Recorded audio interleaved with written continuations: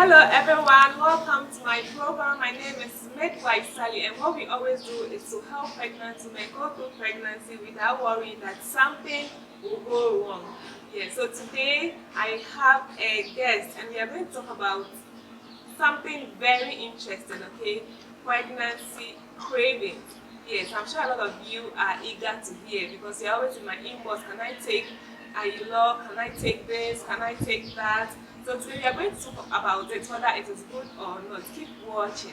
Yes, so today we are seated at RB Park Hill Hotel, located in the Pampam district, precisely the Winya. Okay, so we have our guest, a very wonderful woman, looking very young, but a mother of four solid children. Okay, that is really great. Yes, so she's in the person of Mrs. Jemima Wake. Welcome. Thank you. Yes, so Midwife Sally. I'm glad to meet you. Oh, I'm super excited. Yes, it's been so long. Yeah, we've been postponing this. Yes, yes. Alright. I'm sure those looking at you will never believe that you have 4 kids. It's been a lot of work. I had to do dieting, exercise after birth, and all of those. So that's what has kept you. Keep me in shape. Wow, that's great. So she said exercise and dieting after birth. Yeah, so today's topic, we are talking about cravings during pregnancy. Cravings during pregnancy. The popular one is Ayulo. But she has an interesting story to tell us, okay? So it would shock you, okay? So what was your craving? Type it before you continue. And then she will tell us about her cravings, how she came about it. Okay, so we'll start from it. Like, Yes. So every child and what I actually prayed for. I remember I didn't even know, because it was my first pregnancy, I didn't even know what I actually wanted. I was vomiting all through. My second, it was more money. hey, my money. I wish I could even have tea with my money. Wow. That is really strange. Yeah. Like, so money. Every meal I prepared, I had to drop it in wonderful dose, not in any bits of dose, no, a lot of it before I'll be able to The take it. food. Soup, jollof, stew, everything. Money for the Yes, you should try it. Wow. Pregnancy is really interesting. Okay, she has to get some money in there before she. Okay. The third one, I had to do a mix up. So I borrowed bits from the first and the second, and that's how I went through. But with the third, I think it got the later part of the pregnancy. It was I started chewing on corn and granules. So it was that throughout till finally I put to birth. But the fourth was something very interesting. I remember when I had to reach you to find out how safe it was, because it was a bit dangerous. I realized I couldn't take anything. First of all, I didn't even know I was pregnant. I started feeling not well. I go to work, I realize I'm down. And so when I reported to the hospital and they took scans and all that, they said they could see the sac without the embryo. So it was a bit worrying. At a point they said probably the baby didn't form well, so they would have to do a D&C and then clear the whole process. But the doctor was a very patient one, so he decided to just give me some time. So during that time, I realized I couldn't take water, I couldn't take food, nothing. But I was having constant headaches, very constant headaches. Headaches I couldn't do anything about. And so my nanny walked up to me one day and said, I didn't want to try para. So she brought the 2 tablets, and I didn't even know how to swallow because I couldn't take water. And she said, oh, Mia, when you marry, I got wow. So as usual, when people try to be nice, yes, exactly, you just have to, just do something to help yourself. So I took the paracetamol, and boom, after I took the first one, the named on it, I realized, I said menumati all of a sudden. Wow. I started craving, I started feeling thirsty, I started feeling hungry. And so right after taking in something little, I remember I took tea and groundnut soup. After taking it, I went back to the feeling. And then I said, me paranoid, ebi wo ho. And that's how it started. Wow. It was terrible to I couldn't sleep So without it it. made you feel better. It made me feel And better. you were said being able to eat. Exactly. Wow. Without it, I can't do anything. So it was para all through. Para all through. In fact, I kept it at the corner of my lip, and everybody who sees me is like, and then I know. I remember my best friend of blessed memory always made fun of me. He said, "What's that of how we?" So because it kept me high, it kept me happy, it kept me, I wouldn't feel that I'm pregnant. As at the time, I was working in a bank, and definitely I had to look my best and be in a very good energy to be able to work.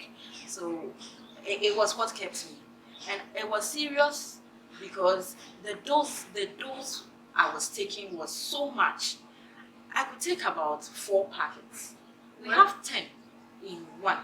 Okay, so 2, 2, 2, 2, 5. So it's about 10 on a pack. And if I can take 4 in a day, and that's it's alarming. Very And that's how come I had to reach out to you to find out if it was fine. I remember you told me to reduce the dosage because it was way too much. I complained to my gynae, they were all concerned about it, but I just couldn't stop because it kept me going. And funny enough, that baby, I couldn't, I've had 3 normal births and then 1 CS. The baby was actually a CS, and I realized with that one, the effect of it was during the later part of the pregnancy, I couldn't catch my breath. I felt breathless. I was always panting for breath. The doctors were concerned that if I go into labor, how would I get the strength to be able to push the baby out? So they decided to keep me and then try to give me some drips to give me a little strength. I think during that time they realized the baby had gone into distress. Wow. They had to take the baby out. Funny enough, the paracetamol was in my mouth and I was dragged to the theater. Immediately they pulled the baby out. I felt like what was in my mouth. You came back to yourself. I told the midwife, you took it immediately. That's how wonderful God is. With that baby, everything was fine. I thought I would have issues. Nothing. The baby came out fine, perfect. Yeah, but yes. But it means that getting to the end, there could have been a problem if the doctors did not come in early. How did it affect were you able to eat well? Not really. Without the paracetamol, I couldn't take anything. And what about your HB? My HB, exactly. My HB was very low. I remember when they said I had to go to the theater, they were very much concerned because I had an HB of 7, which was terribly low. So I had to buy blood, the processes we go through, and they weren't even sure whether I won't bleed, because normally when your HB is low, you get to bleed. But frankly speaking, I think God has been faithful when it comes to my breast. It's been God and God alone, because I always did the don'ts. I always did the don'ts. And he just came through for me. Yeah. Well, that's really interesting, and we thank God for coming through for you. Yes, but we are trying to encourage the best practices. So as she said, you could realize that getting to the end, she started having anemia, baby was going into distress, and that was a bit dangerous.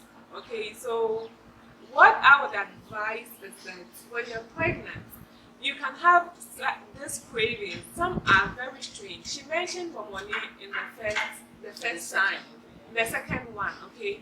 And we know it is something that we use for our food. So to some extent, somebody will not say it will not cause a great effect. But when it comes to paracetamol can affect your liver and also affect the baby. You see, at the end, the baby could not breathe properly. Yes, so make sure that whatever you are craving for is something that is going to add nutrition to your baby, or you're going to get nutrients from it, so that you don't end up having problems. Okay, what would you advise? What would be your advice? Like, you have gone through, you've had a craving that did not really add nutrients, did not really improve your blood level during pregnancy. Yes, people are watching. What would you advise women when it comes to their craving? Because at the end of the day, you realize that you were having anemia, and you were also, a baby was going into distress. So if you had the opportunity, all things being equal, what would you have done differently? Well, I think everything should be done in moderation. Too much of everything is bad. And well, I couldn't curb my cravings, but it didn't give me any good results. So I would advise that everything is done in bits. I mean, In yes, moderation. try and look for healthier things, probably biscuits. Yes, Exactly. fruits and all That's that. exactly that would Yes. make. And also know that at the hospital, nutritionists can also be of help. Okay, we have nutritionists who can guide you and also help you. Sometimes when you are having certain craves, some research has also shown that maybe the person is even anemic, which you already mentioned, and it is making the person crave for certain things. The pregnancy can also make you crave, but make sure that whatever you're craving for is going to add nutrients to your baby, okay, to your body, and nourish your baby. Okay, so thank you so much for watching. My name is Midwife Sally. Make sure you get a copy of our book, Sally's Tips for Expectant Moms. Okay, and we also have a pregnancy class. Make sure that you join our class. We can also pack your baby items for you. Thank you for watching. Bye.